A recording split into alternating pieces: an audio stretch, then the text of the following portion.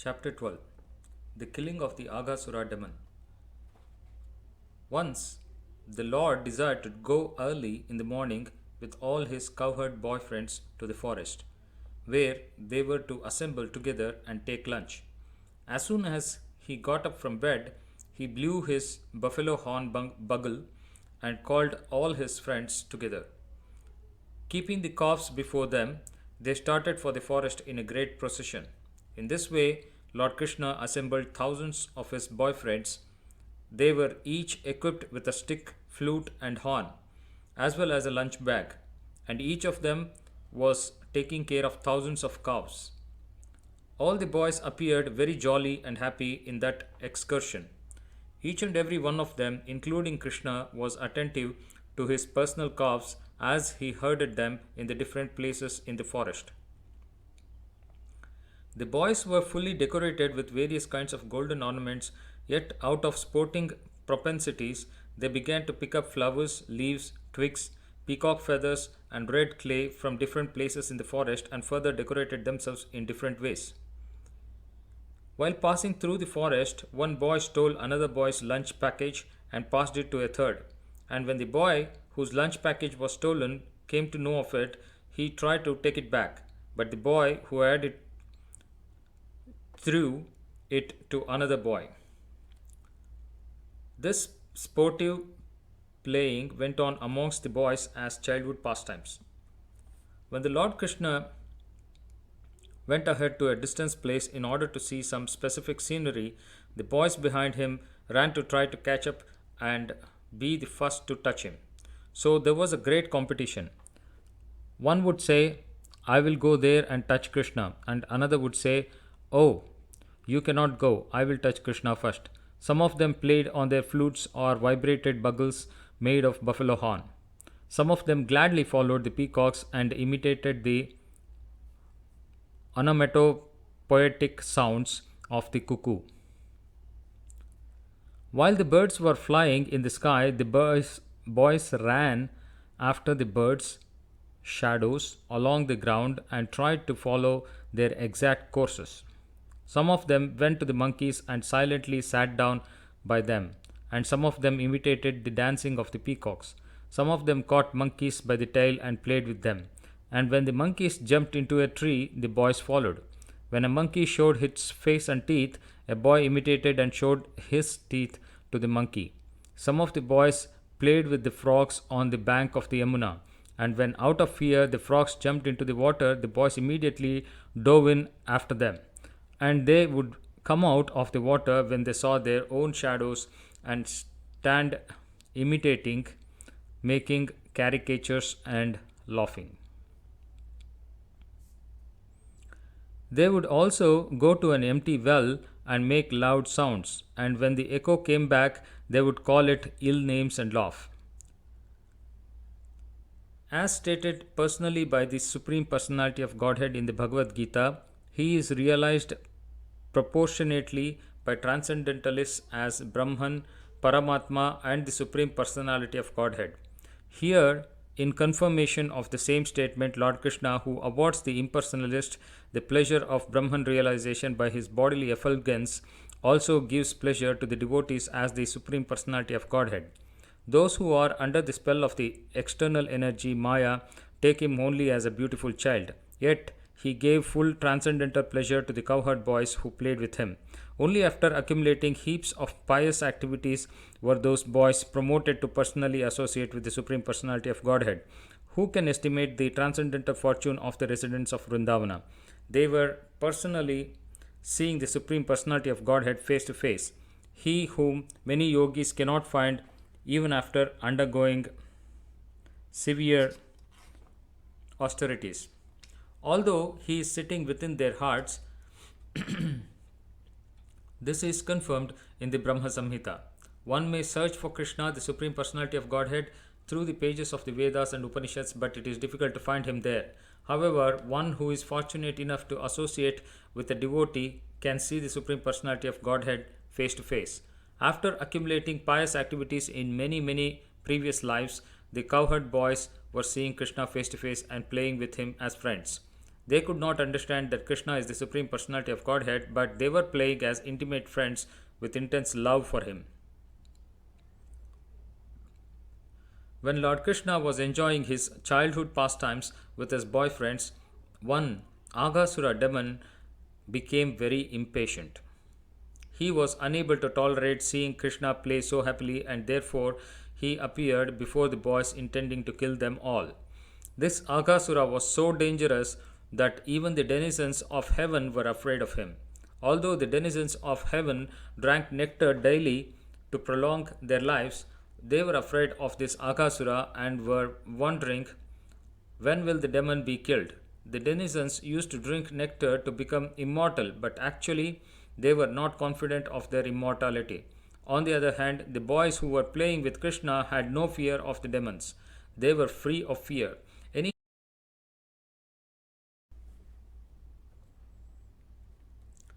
Any material arrangement for protecting oneself from death is always unsure, but if one is in Krishna consciousness, then immortality is confidently assured. The demon Aghasura appeared before Krishna and his friends. Aghasura happened to be the younger brother of Putana and Bakasura, and he thought, Krishna has killed my brother and sister, now I shall kill him along with all his friends and castes. Aghasura was instigated by Kamsa, so he had come with determination. Aghasura also thought that when he would offer grains and water in memory of his brother and sister and kill Krishna and all the cowherd boys, then automatically all the inhabitants of Vrindavana would die. Generally, for the householders, the children are the life and breath force. When all the children die, then naturally the parents also die on account of strong affection for them. Aghasura, thus deciding to kill all the inhabitants of Vrindavana, expanded himself by the yogic siddhi called Mahima. The demons are generally expert in achieving almost all kinds of mystic powers. In the yoga system, by the perfection called Mahima Siddhi, one can expand himself as he desires. The demon Aghasura expanded himself up to 8 miles and assumed the shape of a very fat serpent. Having attained this wonderful body, he stretched his mouth open just like a mountain cave. Desiring to swallow all the boys at once, including Krishna and Balarama, he sat on the path. The demon, in the shape of a big fat serpent, expanded his lips from land to sky. His lower lip was touching the ground and his upper lip was touching the clouds. His jaws appeared like a big mountain cave without limitation, and his teeth appeared just like mountain summits. His tongue appeared to be a broad traffic way, and he was breathing just like a hurricane. His eyes were blazing like fire. At first, the boys thought that the demon was a statue, but after examining it, they saw that it was a big serpent lying down on the road and widening his mouth. The boys began to talk among themselves. Dear friends, this figure appears to be a great animal, and he is sitting in such a posture just to swallow us all.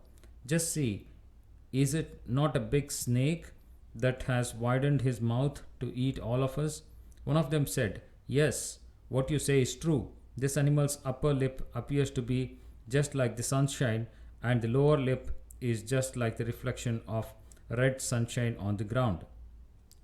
Dear friends, just look to the right and left hand side of the mouth of the animal. Its mouth appears to be like a big mountain cave, and its height cannot be estimated. The chin is also raised just like a mountain summit.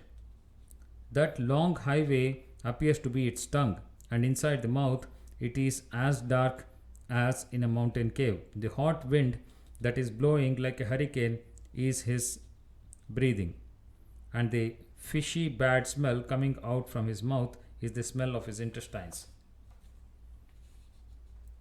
Then they further consulted among themselves, if we all at one time entered into the mouth of this great serpent, how could it possibly swallow all of us? And even if it were to swallow all of us at once, it could not swallow Krishna. Krishna will immediately kill him, as he did Bakasura.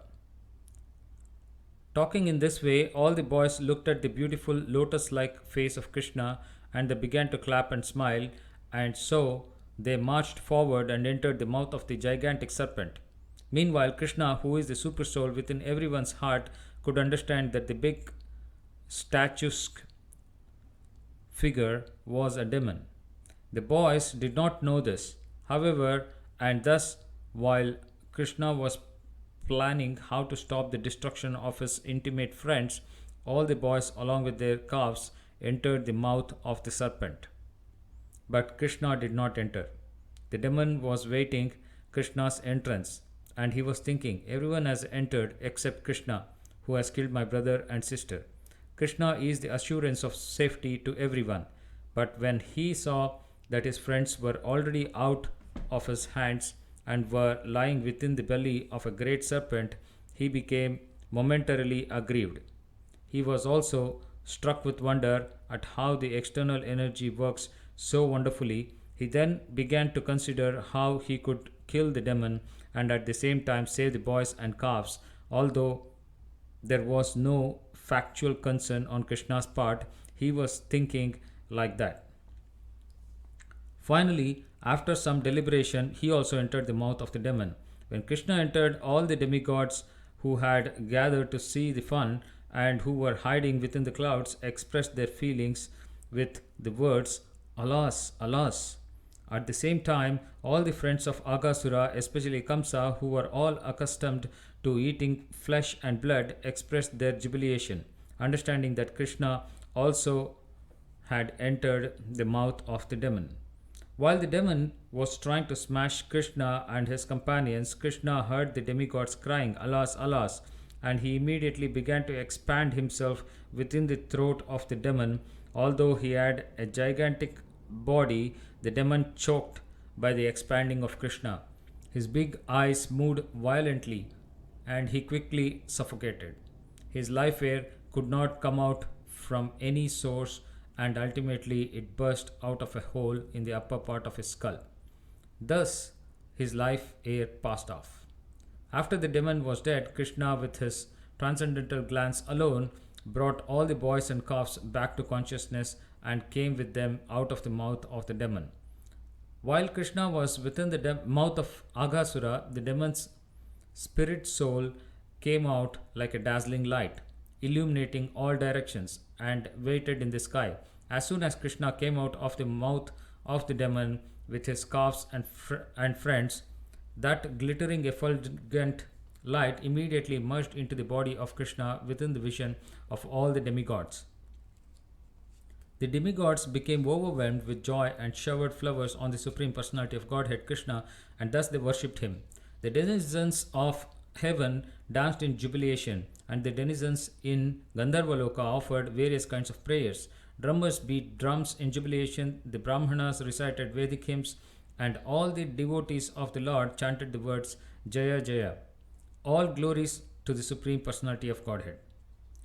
When Lord Brahma heard those auspicious vibrations which sounded throughout the higher planetary system, he immediately came down to see what had happened. He saw that the demon was killed, and he was struck with wonder at the uncommon glorious pastimes of the personality of Godhead. The gigantic mouth of the demon remained in an open position for many days and gradually dried up. It remained a spot of pleasure pastimes for all the cowherd boys. The killing of Aghasura took place when Krishna and all his boyfriends were under 5 years old. Children under 5 years old are called Kaumara. From 5 years up to the 10th year, they are called Pauganda. And from the 10th year up to the 15th year, they are called Kaisora. After the 15th year, boys are called youths. For 1 year, there was no discussion of the incident of the Aghasura demon in the village of Raja. But when the boys attained their 6th year, they informed their parents of the incident with great wonder. For Sri Krishna, the Supreme Personality of Godhead, who is far greater than such demigods as Lord Brahma, it is not at all difficult to award won the opportunity of merging with his eternal body. This he awarded to Aghasura. Aghasura was certainly the most sinful living entity, and it is not possible for the sinful to merge into the existence of the absolute truth. But in this particular case, because Krishna entered into Aghasura's body, the demon became fully cleansed of all sinful reactions. Persons constantly thinking of the eternal form of the Lord in the shape of the deity or in the shape of a mental form are awarded the transcendental benediction of entering into the kingdom of God and associating with the Supreme Personality of Godhead. So, we can just imagine the elevated position of someone like Aghasura, into whose body the Supreme Personality of Godhead Krishna personally entered. Great sages, meditators, and devotees constantly keep the form of the Lord within their hearts, or they see the deity form of the Lord in the temples. In that way, they become liberated from all material contamination and at the end of the body enter into the kingdom of God. This perfection is possible simply by keeping the form of the Lord within the mind. But in the case of Aghasura, the Supreme Personality of God had personally entered. Aghasura's position was therefore greater than the ordinary devotees or the greatest yogis. Maharaja Parikshit, who was engaged in hearing the transcendental pastimes of Lord Krishna, who saved the life of Maharaja Parikshit while he was in the womb of his mother, became more and more interested to hear about him, and thus he questioned the sage Sukadeva Goswami, who was reciting Srimad Bhagavatam before the king.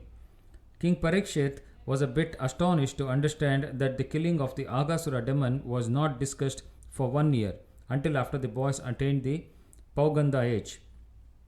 Maharaja Parikshit was very inquisitive to learn about this, for he was sure that such an incident was due to the working of Krishna's different energies. Generally, the Kshatriyas or the administrative class are always busy with their political affairs and they have very little chance to hear about the transcendental pastimes of Lord Krishna. But while Parikshit Maharaj was hearing these transcendental pastimes, he considered himself to be very fortunate because not only was he hearing Krishna's pastimes, but he was doing so from Sukadeva Goswami, the greatest authority on Srimad Bhagavatam. Thus, being requested by Maharaja Parikshit, Sukadeva Goswami continued to speak about the transcendental pastimes of Lord Krishna in the matter of his form, qualities, fame, and paraphernalia. Hare Krishna.